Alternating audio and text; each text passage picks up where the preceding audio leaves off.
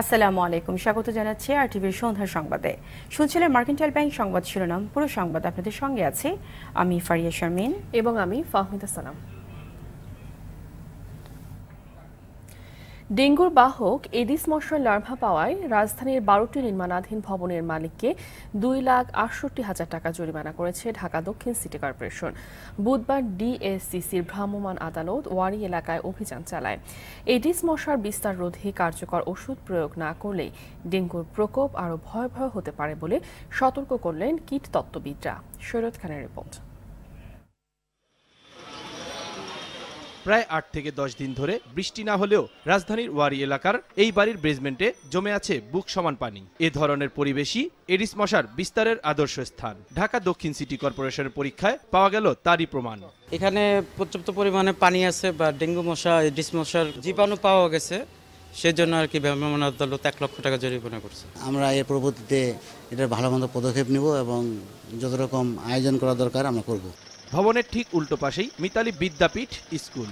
না জেনেই স্কুলের কোমলমতি শিশুরা ডেঙ্গুর ঝুঁকিতে পড়ছে। তাই নিজ বাড়ি পরিচ্ছন্ন রাখার পাশাপাশি এলাকার পরিবেশের ব্যাপারেও নগরবাসীকে সচেতন হওয়ার পরামর্শ কর্তৃপক্ষের। আমাদের বাউন্ডারির ভিতরে আমরা কিন্তু স্প্রে করেছি, ওষুধ ছিটিয়েছি। এরকম যে মারাত্মক একটা ঘটনা এখানে আছে এটা আমরা জানি না, এটা আমাদের আরো সচেতন হওয়া উচিত। আমার নিজের বাড়ি যেভাবে দেখা উচিত, পাশাপাশি আমি একজন সচেতন নাগরিক হিসাবে আমার প্রত্যেকেই এই ব্যাপারে সচেতন করা দরকার। ওয়ারীর মোট 68টি ভবনে অভিযান চালিয়ে 12টিতেই এডিস মশার লার্ভা পাওয়া যায়। ভ্রাম্যমাণ আদালত ভবনের মালিকদের 2,68,000 টাকা জরিমানা করে। কনস্ট্রাকশন সাইটটা পরিষ্কার পরিচ্ছন্ন রাখছে কিনা, সেখানে পানি জমে থাকছে কিনা, এবং পানি জমে থাকলে সেখানে মশার লার্ভা জন্ম নিচ্ছে কিনা, এগুলি আমরা পরিদর্শন করছি এবং দেখার ফলে যাদের উদাসীনতা পাওয়া যাচ্ছে এবং যেখানে লার্ভা জন্ম নিয়ে সেটা হুমকির সম্মুখীন করেছে, সেই জায়গাগুলিতে আমরা তাদেরকে আইনের আওতায় নিয়ে আসতেছি। শুধু অভিযান বা ভ্রাম্যমাণ আদালত নয়, এডিস মশার বিস্তার রোধে নগর কর্তৃপক্ষকে কার্যকর কীটনাশক ব্যবহারের পরামর্শ দেন বিশেষজ্ঞরা। শেরেবাংলা কৃষি বিশ্ববিদ্যালয়ের এই অধ্যাপক বলেন, আরও অন্তত মাস 2 মশার বংশ বিস্তারের মৌসুম। যারা সিটি কর্পোরেশনের লোকজন আছে এমন জায়গায় স্প্রে করতেছে, ওখানে আসলে কাজ না করারই কথা, কিন্তু আমার দিতে হবে যেমন টায়ারের মধ্যে, পলিথিনের মধ্যে বা রাস্তার মধ্যে পানি জমে আছে কিংবা একটা নতুন বিল্ডিং হচ্ছে, ওখানে শ্যালো অগভীর পানি যেখানে জমা আছে, ওখানে কিন্তু এটা কিন্তু ওটার ব্রিডিং সাইট। আমার আগে মশাকে দমন করতে হলে মশার ব্রিডিং সাইট অর্থাৎ ব্রিডিং জোনটাকে আমাকে আগে কন্ট্রোলে নিয়ে আসতে হবে, ওখানেই মশাকে দমন করতে হবে। এদিকে এডিস মশার বিস্তার রোধে সিটি কর্পোরেশনের সব কাউন্সিলরদের নিয়ে ব্যাপকভাবে কাজ শুরু করার কথা জানান দক্ষিণের মেয়র। আমরা এই পরিস্থিতি মোকাবেলা করে এই শহরের মানুষকে একটি ডেঙ্গু মুক্ত শহর নিশ্চিতভাবে উপহার দেব, এটা আমি মেয়র হিসেবে প্রত্যাশা করছি। শরীয়ত খান, আরটিভি, ঢাকা। দেশের বিভিন্ন স্থানে পিটিয়ে মানুষ হত্যার ঘটনায় সরকার বিরোধী রাজনৈতিক দলের ইন্ধন পাওয়া গেছে বলে জানালেন পুলিশের মহাপরিদর্শক জাবেদ পাটোয়ারি। এরই মধ্যে গুজব ছড়ানোর কাজে ব্যবহৃত 7টি ফেসবুক পেজ, 25টি ইউটিউব লিঙ্ক ও 10টি নিউজ পোর্টাল বন্ধ করে দেওয়া হয়েছে বলেও জানান তিনি। এদিকে রাজধানীর বাড্ডায় তাসলিমা বেগম রেনুকে পিটিয়ে মারার অভিযোগে গ্রেফতার প্রধান আসামি হৃদয়ের 5 দিনের রিমান্ড মঞ্জুর করেছেন আদালত। আপিল শাহরিয়ারের রিপোর্ট। গেল শনিবার সকালে রাজধানীর বাড্ডায় স্কুলে মেয়েকে ভর্তি করার তথ্য নিতে যান তাসলিমা বেগম রেনু। সে সময় ছেলে ধরা গুজবে রেনুকে নির্মমভাবে পিটিয়ে হত্যা করা হয়। হত্যার পরপরই পালিয়ে যায় মামলার প্রধান আসামি হৃদয়। পরে মঙ্গলবার রাতে তাকে নারায়ণগঞ্জ থেকে গ্রেপ্তার করে গোয়েন্দা পুলিশ। ওই ঘটনায় ভিডিওতে হৃদয়কে রড হাতে নির্দয়ভাবে রেনুকে পেটাতে দেখা গিয়েছিল।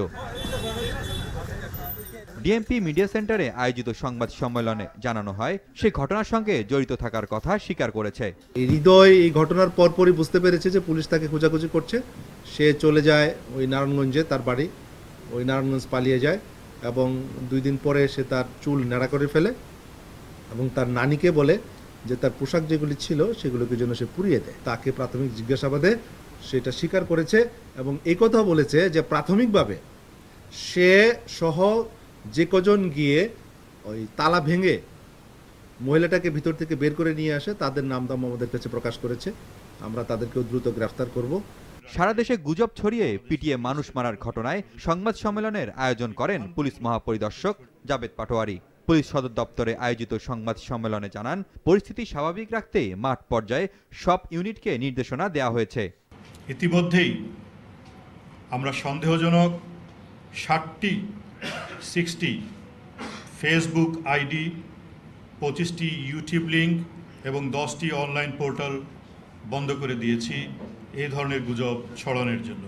যারা অপপ্রচারকারী এবং অপরাধী তাদের বিরুদ্ধে কঠোর আইনানুগ ব্যবস্থা গ্রহণ করার নির্দেশনা আমরা দিয়েছি। স্বার্থান্বেষী মহল গুজবকে কাজে লাগিয়ে পরিকল্পিতভাবে দেশকে অস্থিতিশীল করার পায়তারা করছে বলে জানান তিনি। উন্নয়নের যে অগ্রযাত্রায় বাংলাদেশ অদম্য গতিতে এগিয়ে যাচ্ছে, এই উন্নয়নের অগ্রযাত্রাকে রুখে দিতে স্বার্থান্বেষী মহল তৎপর রয়েছে। অস্থিরতা সৃষ্টির অন্যান্য উপায় ব্যর্থ হয়েছে ইতিমধ্যে, সকল আন্দোলন ব্যর্থ হয়েছে ইতিমধ্যে। এই অস্থিরতা সৃষ্টির অন্যান্য উপায় ব্যর্থ হয়ে সহজতম উপায় হলো সামাজিক যোগাযোগ মাধ্যম ব্যবহার করে অস্থিরতা সৃষ্টির অপচেষ্টা করা।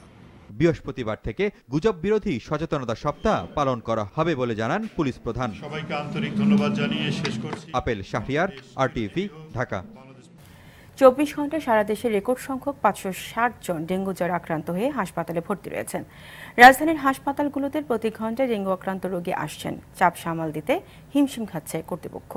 এই পর্যন্ত ডেঙ্গু জ্বরে মৃত্যুর সংখ্যা 8। তবে আতঙ্কিত না হয়ে আক্রান্তদের দ্রুত চিকিৎসকের কাছে যাওয়ার পরামর্শ দিয়েছেন অধ্যাপক ডাক্তার ABM আব্দুল্লাহ। দর্শক, এখন দেখুন জুলহাস কবিরের রিপোর্টটি।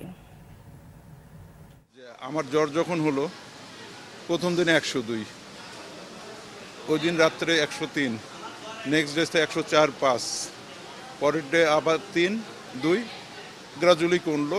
আমার শুধু শরীরে পেইন ছিল, অন্য কোনো কিছু নাই। ডাক্তার বারবার আমাকে বলতেছিল যে পায়খানা কালো হয় কিনা, মেরুদণ্ডে ব্যথা আছে কিনা, গায়ে র্যাশ ওঠে কিনা, কোনো সিমটম কিন্তু নাই। যাক, পরে ইনভেস্টিগেশন করে যখন আমি পেলাম, বাধ্য হয়ে আমাকে তো এই যে এখন হাসপাতালের দ্বারস্থ হতে হলো। এবারের ডেঙ্গু জ্বরের ধরনটা একটু আলাদা, তাই অনেকেই শুরুতে বুঝেই উঠতে পারছেন না ঠিক কি হয়েছে তার। এডিস মশার বিস্তারের কারণে এবার ব্যাপক হারে বেড়েছে ডেঙ্গু রোগীর সংখ্যা। সরকারি হিসাবে বুধবার সারা দেশে 560 জন ডেঙ্গু আক্রান্ত হয়ে হাসপাতালে ভর্তি হয়েছেন। মূলত আমি তো বুঝতে পারি না মেসে থাকি কিভাবে, তখন হঠাৎ করে গা ব্যথা, প্রচণ্ড মানে জ্বর, মাথা ব্যথা, বিভিন্ন উপসর্গ। আমি তো প্রথম বুঝতে পারিনি যে আমার ডেঙ্গু হবে বা ডেঙ্গু হইতে পারে। পরে আমার শারীরিক মানে যে দুর্বলতার কারণে আমি পরীক্ষা করছি, তারপরে ধরা পড়ছে যে আমার ডেঙ্গু হয়েছে। সিটি কর্পোরেশনের দায়িত্বে এই এলাকাটা আছে, আর এলাকার মধ্যে ডেঙ্গু মশা যদি হয় তাহলে এটার নিধনের দায়িত্ব অবশ্যই তাদের, জনগণের না। রাজধানীর শহীদ সোহরাওয়ার্দী মেডিকেল কলেজ হাসপাতালে বুধবার ডেঙ্গু আক্রান্ত রোগীর সংখ্যা ছিল 130 জন। গত 2 সপ্তাহে ভর্তি হয়েছে প্রায় 500 রোগী। এটা নিয়ে আসলে ডেঙ্গুতে অ্যান্টিবায়োটিক তো নাই, ডেঙ্গু তো ভাইরাস, ভাইরাসের জন্য অ্যান্টিবায়োটিক তো দরকার নাই। অ্যান্টিবায়োটিক দেওয়া যাবে না তা না, যদি কোনো সেকেন্ডারি অন্য ইনফেকশন থাকে। সবচেয়ে যেটা জরুরি, রোগীরা যদি মেডিসিন খায় দোকান থেকে প্যারাসিটামলের বাইরে কিছু খাবে না। এবারে যেহেতু ডেঙ্গুর প্রকোপ বেশি, যে জ্বরই হোক অন্য কোনো কারণে হলেও কেউ অবহেলা করে বসে থাকবে না, ডাক্তারের পরামর্শ নেবেন, তাহলে তাড়াতাড়ি শনাক্ত হবে, তারপর ওইভাবে ট্রিটমেন্ট চলবে, তাহলে এই ঝুঁকিগুলো এড়ানো সম্ভব হবে আর কি। এছাড়া জ্বরকে অবহেলা না করে দ্রুত চিকিৎসকের পরামর্শ নেওয়ার আহ্বান এই বিশেষজ্ঞের। এবার ধরনটা পাল্টে যাচ্ছে। নর্মালি ডেঙ্গু দেখলে দেখি 4-5 দিন জ্বর থাকে, জ্বরে চলে গেলে গায়ে র্যাশ ওঠে, সাথে সিভিয়ার পেন, জয়েন্ট পেন, মাসলে পেন, মাথা ব্যথা, চোখে ব্যথা, এরকম পাওয়া যাচ্ছে না। 4-5 দিন পরে প্লেটলেট কমে, এবার দেখা যায় জ্বরে 2-3 পরেই কমে যাচ্ছে আর কি। সমস্যা যেটা হচ্ছে, এতে রোগীও কিন্তু বুঝতে পারে না, ডাক্তার অনেক সময় বিভ্রান্তিতে ভোগে, ডায়াগনোসিস অনেক সময় সময় মতো হয় না। দেখা গেল হঠাৎ করে প্লেটলেট কমে গেল, রক্তক্ষরণ হলো, ডেঙ্গু শক সিনড্রোম, মারা গেল। এবং কয়েকজন যারা মারা গেছে আসলে কিন্তু ওইভাবেই মারা গেছে, অবহেলা করছে, অথবা ঘরে বসে রয়েছে, অথবা সময় মতো ডাক্তারের চিকিৎসা নেয় নাই, বা কয়েকদিন আগে দেখলেন তো একজন সিভিল সার্জনও মারা গেল। ডেঙ্গু মোকাবেলায় অবহেলা না করে কর্তৃপক্ষকে এখনই কঠোর পদক্ষেপ নেওয়ার আহ্বান জানান এই বিশেষজ্ঞ। আমরা ডেঙ্গুর জন্য স্পেশাল টিম করেছি, প্রফেসরদের নিয়ে, অ্যাসিস্ট্যান্ট প্রফেসর, অ্যাসোসিয়েট প্রফেসরদের নিয়ে ডেঙ্গু রোগীকে সুপারভাইজ করার জন্য। আমরা বহির্বিভাগে একটা ক্লিনিক খুলেছি, শুধু জ্বরের ক্লিনিক, ডেঙ্গু রোগের না, জ্বরের ক্লিনিক। ডেঙ্গু রোগীর জন্য সকল ব্যবস্থা আমাদের আছে। ডেঙ্গু রোগী কেউ ফেরত যাবে না। যেভাবে হোক তাকে আমরা বেড, আমরা বিছানা, মশারি যা যা দেওয়ার, স্যালাইন আমরা আমাদের জন্য এটা ব্যবস্থা রেখেছি। এদিকে নগরবাসীকে সচেতন করতে র্যালি ও সেমিনারের আয়োজন করে সোহরাওয়ার্দী মেডিকেল কলেজের চিকিৎসকদের সংগঠন। জুলহাস কবির, RTV, ঢাকা। গেল দুদিনে উত্তরাঞ্চলে বন্যা পরিস্থিতির কিছুটা উন্নতি হলেও নতুন করে আবারও বাড়ছে ধরলা, তিস্তা, ঘাঘট এবং সুরমা, কুশিয়ারা নদীর পানি। তবে আগামী 24 ঘন্টায় গাইবান্ধা, সিরাজগঞ্জ, টাঙ্গাইল, রাজাবাড়ী সহ মধ্যাঞ্চলে বন্যা পরিস্থিতি স্থিতিশীল থাকতে পারে বলে জানিয়েছে পানি উন্নয়ন বোর্ড। এছাড়া অবনতি হয়েছে সিলেট, সুনামগঞ্জের বন্যা পরিস্থিতির। প্রতিনিধিদের তথ্যচিত্র জানাচ্ছেন নওয়াফি ইসলাম। গাইবান্ধায় বাঙালি ও করতোয়া নদীর বাঁধ ভেঙে পলাশবাড়ী ও গোবিন্দগঞ্জ পৌরসভা সহ কয়েকটি গ্রাম নতুন করে প্লাবিত হয়েছে। এছাড়াও ঘাঘট নদীর শহর রক্ষা বাঁধ ভেঙে বেশ কিছু এলাকা নতুন করে প্লাবিত হয়েছে। বিশুদ্ধ পানি ও খাবারের সংকটে পড়েছে এখানকার মানুষ। মেম্বার চেয়ারম্যান কোনো লিফটি আসে না, আমি কিছু দেয়নি। বিশেষ করে মেয়েদের সবচাইতে বেশি সমস্যা দেখা দিয়েছে। দুর্গত এলাকায় ছড়িয়ে পড়েছে পানিবাহিত ডায়রিয়া, আমাশয় সহ নানান চর্মরোগ। 7-8 দিন পানি আসলো, ওই পানি থাকতে আবার পানি আসছে, বাড়িঘর তলে গেছে, ঘর বাড়ি সম্পূর্ণ পানি। ধান, চাল, খেতা, বালি সম্পূর্ণ যা সম্পূর্ণ ভিজে আছে, এই যে চাউল তা ভিজে পানি পড়ে আসছিল মাথায়। এদিকে কুড়িগ্রামেও বাড়ছে ব্রহ্মপুত্র, দুধকুমার, গঙ্গাধর নদীর পানি। এতে দুর্গত এলাকার মানুষ বন্যা আতঙ্কে রয়েছেন। অভি ইসলাম, TV। এবারের ভয়াবহ বন্যায় গাইবান্ধায় বন্ধ হয়ে আছে 539টি শিক্ষা প্রতিষ্ঠান। এছাড়াও নদীর প্রবল স্রোতে বিলীন হয়ে গেছে জেলার প্রায় 10টি প্রাথমিক বিদ্যালয়। এতে ব্যাহত হচ্ছে জেলার 2 লাখ শিক্ষার্থীর শিক্ষা কার্যক্রম। পাশাপাশি অনেক শিক্ষা প্রতিষ্ঠানের আশ্রয় কেন্দ্র হিসেবে ব্যবহার হয় স্থবির হয়ে পড়েছে গোটা জেলার শিক্ষা ব্যবস্থা। গাইবান্ধা প্রতিনিধি ফেরদৌস জুয়েলের তথ্যচিত্র আরও জানাচ্ছেন মাশায়েল আলী। এবারের বন্যাকে স্মরণকালের সবচেয়ে ভয়াবহ বন্যা বলছেন গাইবান্ধার মানুষ, যার প্রভাবে সবচেয়ে বেশি ক্ষতির মুখে পড়েছে জেলার শিক্ষা কার্যক্রম। জেলা শিক্ষা অফিসের তথ্য মতে এবারের বন্যায় গাইবান্ধার 348টি প্রাথমিক বিদ্যালয়, 191টি মাধ্যমিক বিদ্যালয় সহ কলেজ এবং মাদ্রাসাগুলোতে এখন থই থই পানি। আর যেসব শিক্ষা প্রতিষ্ঠান বন্যায় কম ক্ষতিগ্রস্ত হয়েছে সেগুলো ব্যবহার হচ্ছে বন্যার্তদের আশ্রয় কেন্দ্র হিসেবে। স্কুল খুলবে কবে সেটাও জানি না, কিন্তু আমাদের পড়াশোনার খুব ক্ষতি হচ্ছে। নভেম্বর মাসে দিয়েছি পরীক্ষা, আমাদের কোনো প্রস্তুতি নেই, আমাদের বাসায়ও পানি হচ্ছে, আমরা এই স্কুলে আশ্রয় নিছি। পরীক্ষায় কেমন রেজাল্ট হবে তা নিয়ে চিন্তিত। স্কুল বন্ধ, কবে যে খুলবে তাও জানি না। আমাদের সামনে JSC পরীক্ষা বাচ্চাদের, তাদের ফর্ম পূরণের কার্যক্রমও চলছে, কিন্তু কবে নাগাদ এটা আমরা স্কুল ক্লাস চালু করতে পারবো এই নিয়ে আমরা খুব উদ্বিগ্ন। এছাড়াও 10টি শিক্ষা প্রতিষ্ঠান নদীগর্ভে বিলীন হয়ে যাওয়ায় উদ্বিগ্ন হয়ে পড়েছেন জেলার শিক্ষা কর্মকর্তারা। 80টি সরকারি প্রাথমিক বিদ্যালয়ে আশ্রয় কেন্দ্র খোলা হয়েছে। সব মিলে প্রায় 348টি বিদ্যালয় এই কারণে পাঠদান স্থগিত আছে। গোবিন্দগঞ্জ এবং সদর উপজেলার আংশিক শিক্ষা প্রতিষ্ঠানগুলো বন্ধ রয়েছে। আমাদের আজকে পর্যন্ত 191টি শিক্ষা প্রতিষ্ঠানে পাঠদান বন্ধ আছে, তার মধ্যে 75টি শিক্ষা প্রতিষ্ঠান আশ্রয় কেন্দ্র হিসেবে ব্যবহৃত হচ্ছে। বন্যার পানি নামার পরও এসব শিক্ষা প্রতিষ্ঠানে শিক্ষা কার্যক্রম স্বাভাবিক হতে অনেক সময় লাগবে বলে জানান সংশ্লিষ্টরা। মাশায়েল আলী, RTV। যুক্তরাজ্যে সরকারি সফররত প্রধানমন্ত্রী শেখ হাসিনার বাচোখে অস্ত্রোপচার হয়েছে। সোমবার লন্ডনের একটি হাসপাতালে অস্ত্রোপচারের পর তিনি এখন সুস্থ আছেন।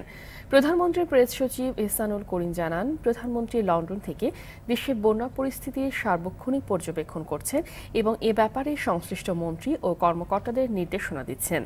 শেখ হাসিনা বাংলাদেশি দূতের সম্মেলনে এবং অন্যান্য কর্মসূচিতে যোগ দিতে 19 জুলাই লন্ডন যান।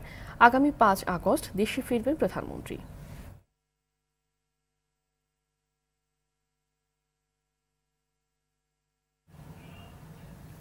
বুড়িগঙ্গা নদীর তীরে অবৈধ স্থাপনা উচ্ছেদের 50তম দিনে শেষ হল BIWT এর উচ্ছেদ অভিযান।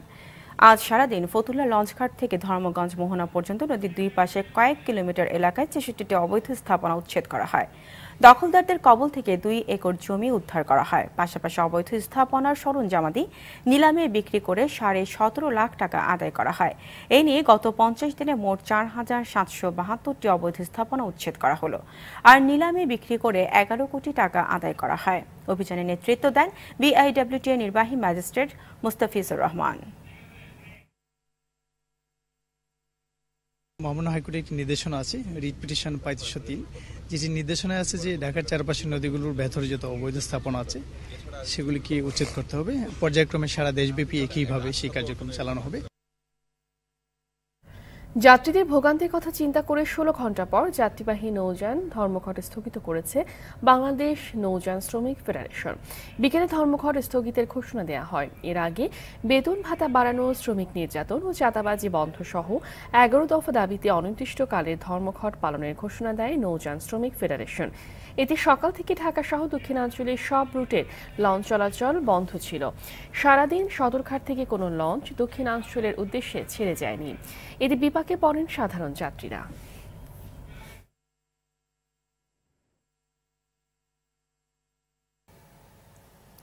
রূপপুর পারমাণবিক বিদ্যুৎ কেন্দ্রে ঠিকাদারি কাজে অনিয়ম ও দুর্নীতির সাথে 34 জন কর্মকর্তার সংশ্লিষ্টতা পাওয়া গেছে বলে জানিয়েছেন গৃহায়ন ও গণপূর্তমন্ত্রী শামীম রেজাউল করিম। যারা কর্মরত আছেন তাদের মধ্যে 16 জনকে গুরুতর অভিযোগের কারণে সাময়িক বরখাস্ত করা হয়েছে। অপর 10 জনের বিরুদ্ধে বিভাগীয় মামলার নির্দেশ দেওয়া হয়েছে। রূপপুরে 3টি ঠিকাদারি প্রতিষ্ঠান এই ঘটনায় অতিরিক্ত 36,40,09,000 টাকা নিয়েছে। সেই অর্থ উদ্ধারের জন্য পদক্ষেপ নিয়েছে সরকার। দুপুরে সচিবালয়ে নিজ মন্ত্রণালয় সংবাদ সম্মেলনে এসব কথা বলেন মন্ত্রী। আমাদের মন্ত্রণালয়ের এবং মন্ত্রণালয়ের অধীনস্থ দপ্তরের কর্মকর্তাদের ভিতরে কয়েকজন কর্মকর্তা ইতিমধ্যে এলপিআরে গেছেন, অবসরে গেছেন। 3 জন, একজন অবসরে এবং 3 জন পিআরএলে আছে। তাদের ক্ষেত্রে ভিন্ন রকম আইনগত ব্যবস্থা হবে, যেহেতু তারা এখন দায়িত্বরত নাই। সেক্ষেত্রে আমরা সংশ্লিষ্ট বিভাগকে লিখেছি আইন অনুযায়ী তাদের বিরুদ্ধে ব্যবস্থা নিতে। ঢাকা ওয়াসার বিভিন্ন জোন থেকে সংগৃহীত পানির 8 নমুনায় ব্যাকটেরিয়াজনিত দূষণ বিষয়ে ওয়াসার বক্তব্য দাখিলের জন্য 30 জুলাই পর্যন্ত সময় দিয়েছেন হাইকোর্ট। বিচারপতি JBM হাসান ও বিচারপতি খায়রুল আলমের ডিভিশন বেঞ্চ ওয়াসার আবেদনের পরিপ্রেক্ষিতে সময় মঞ্জুর করে। ওয়াসার পক্ষ থেকে বলা হয়, হাইকোর্ট নির্দেশিত 4 সদস্যের কমিটি প্রতিবেদনে মিরপুর ও পাতলাখান লেনে ক্ষতিকর ফিকেল কলিফর্ম পাওয়া গেছে বলে বলা হয়েছিল। ইতিমধ্যে পাতলাখান লেনের পরীক্ষার প্রতিবেদন এসেছে। মিরপুরের প্রতিবেদন আগামী রোববার পাওয়া যাবে। রিটকারী আইনজীবী জানান, বিশেষজ্ঞ প্রতিবেদনে বেশ কয়েকটি জোনের পানিতে ক্ষতিকর মাত্রায় বিভিন্ন উপাদান পাওয়া গেছে। নিধন করার জন্য যে পরিমাণ ক্লোরিন দেওয়া কথা, অর্থাৎ WTO এর স্ট্যান্ডার্ড অনুযায়ী 0.2% থাকার কথা, সেখানে কিছু কিছু জায়গায় দেখা যাচ্ছে 8.5, 6.5। এটা হচ্ছে সোর্স পয়েন্টে তারা এত পরিমাণ ক্লোরিন মেশাচ্ছে, যেটা ব্যাকটেরিয়া নিধন করার জন্য তারা মেশাচ্ছে। কিন্তু এই অতিমাত্রায় ক্লোরিন মেশানোর ফলে এটা মানবদেহের জন্য অত্যন্ত ক্ষতিকারক। মিরপুরের যে রিপোর্টটা, এটা যেহেতু আমরা এখনো পাইনি, মিরপুরের রিপোর্টটা আমরা বাই সানডে পেয়ে গেলে মঙ্গলবারের মধ্যে আমরা টোটাল যে এক্সপ্লেনেশন, আমাদের টোটাল রিপোর্টের অ্যাফিডেভিট ইন অপোজিশন দিয়ে আমরা টোটাল জিনিসটাকে বলবো এবং ম্যাপ আকারে আমরা দেখিয়ে এটাকে সম্পূর্ণ ক্লিয়ার করব কোর্টের সামনে। তৃতীয় দিনের মতো উদ্ধার কাজ চলছে সাভারের আমিন বাজারের তুরাগ নদে নিখোঁজ ট্যাক্সি চালক ও গাড়িটির। নৌবাহিনী ও ফায়ার সার্ভিসের সদস্যরা জানান, মঙ্গলবার বিকেল থেকে স্ক্যানের মেশিন দিয়ে উদ্ধার কাজ চালানো হচ্ছে। এদিকে তুরাগ তীরে আহাজারি করছেন চালক জিয়াউর রহমানের স্বজনরা। দীর্ঘ সময় অতিবাহিত হলেও তার খোঁজ না পাওয়ায় ক্ষোভ জানান তারা। গেল রোববার ঢাকা আরিচা মহাসড়কের সাভারের আমিন বাজার সালেহপুর ব্রিজের কাছে একটি ট্যাক্সি ক্যাব নিয়ন্ত্রণ হারিয়ে তুরাগ নদে ডুবে যায়।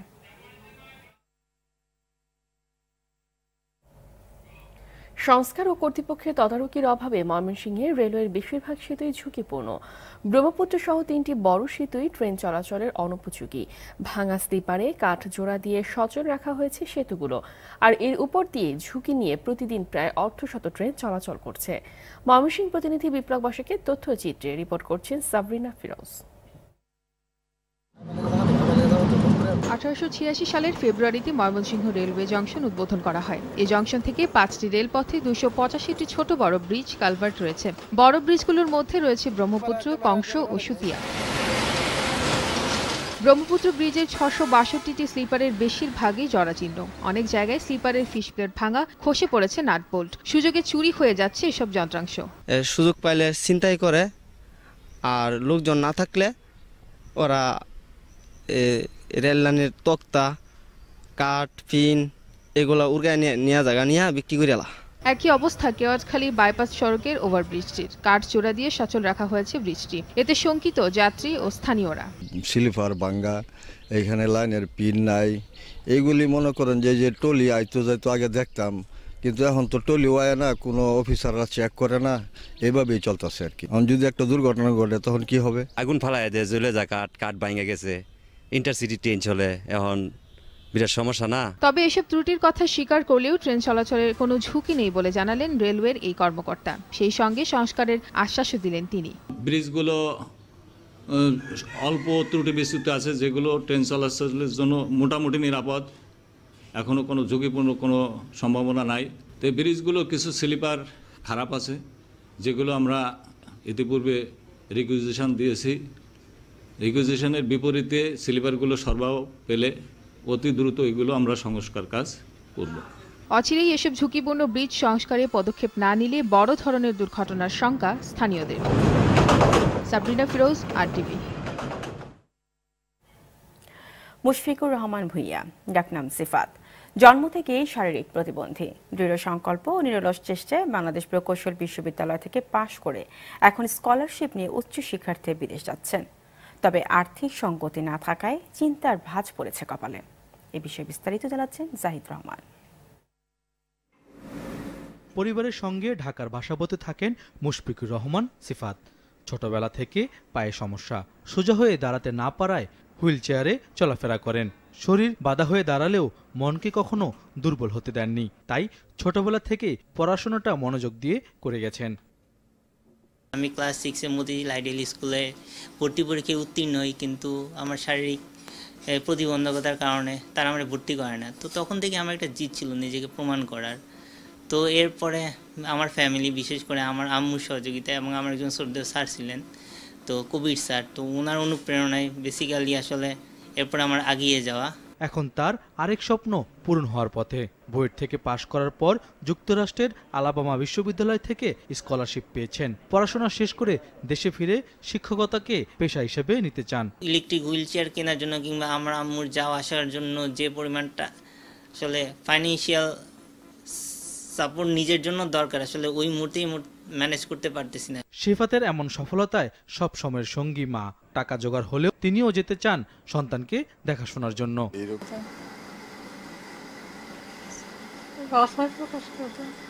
সাথে সাথে সবসময় থাকতে হচ্ছে। ইউনিভার্সিটিতে পড়ছে, তারপর ওইখানে 9টা থেকে 5টা পর্যন্ত প্রথম দিয়ে আমার সারাদিন না খাইয়া থাকতে হচ্ছে। ওই পর্যায়ে যাওয়ার যে একটা স্পৃহা, এটা সত্যি আমি খুব আশ্চর্য। আগামী 6 আগস্ট সিফাতের ফ্লাইট। তবে ইলেকট্রিক হুইল চেয়ার, মায়ের টিকিট ও যুক্তরাষ্ট্রে থাকার প্রাথমিক খরচ জোগাড় না হয় হতাশ তিনি। মেধাবী এই ছাত্রের হতাশা দূর করতে সমাজের হৃদয়বান মানুষেরা এগিয়ে আসতে পারেন। টাকা পাঠাতে পারেন সিফাতের ব্যাংক অ্যাকাউন্টে। সঞ্চয় হিসাব নম্বর 1604800005615, সোনালী ব্যাংক, রাজুক ভবন শাখা, ঢাকা। অথবা সঞ্চয় হিসাব নম্বর 23025498500001, সিটি ব্যাংক, মতিঝিল শাখা। জাহিদ রহমান, RTV, ঢাকা।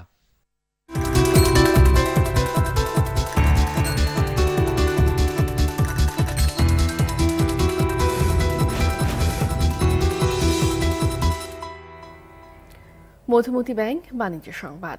সরকারি বিভিন্ন সংস্থা ও ইউনিক মেঘনা ঘাট পাওয়ার লিমিটেডের মধ্যে 584 মেগাওয়াট বিদ্যুৎ কেন্দ্র নির্মাণের চুক্তি সই হয়েছে। দুপুরে রাজধানী বিদ্যুৎ ভবনে এই চুক্তি সই হয়। এতে বিদ্যুৎ, জ্বালানি ও খনিজ সম্পদ প্রতিমন্ত্রী নসরুল হামিদ প্রধান অতিথি ছিলেন। এই সময় প্রধানমন্ত্রীর কার্যালয়ে SDG বিষয়ক প্রধান সমন্বয়ক আবুল কালাম আজাদ, UMPL এর চেয়ারম্যান নূর আলী, ব্যবস্থাপনা পরিচালক চৌধুরী নাফিস সারাফাত ও মার্কিন রাষ্ট্রদূত মিলার সহ অন্যান্যরা উপস্থিত ছিলেন। মার্কিন কোম্পানি GE টার্নের বিদ্যুৎ কেন্দ্র নির্মাণ করবে।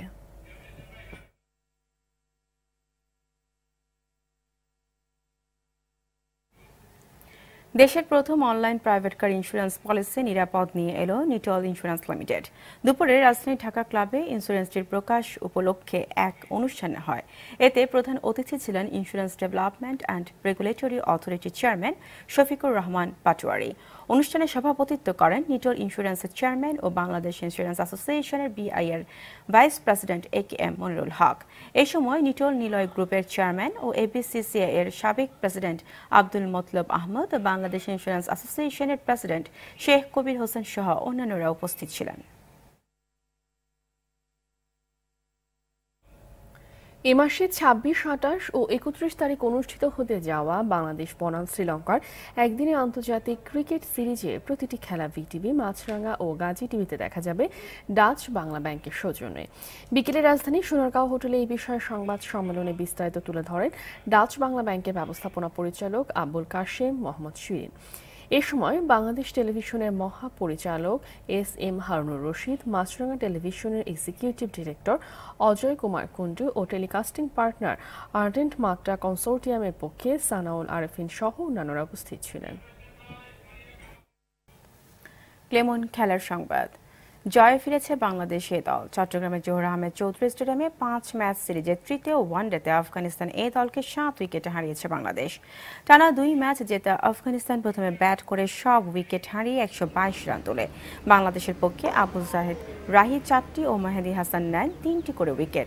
জবাবে ব্যাট করতে নেমে ফজলে মাহমুদের অপরাজিত হাফ সেঞ্চুরিতে 3 উইকেট হারিয়ে জয় তুলে নেয় বাংলাদেশ এ দল।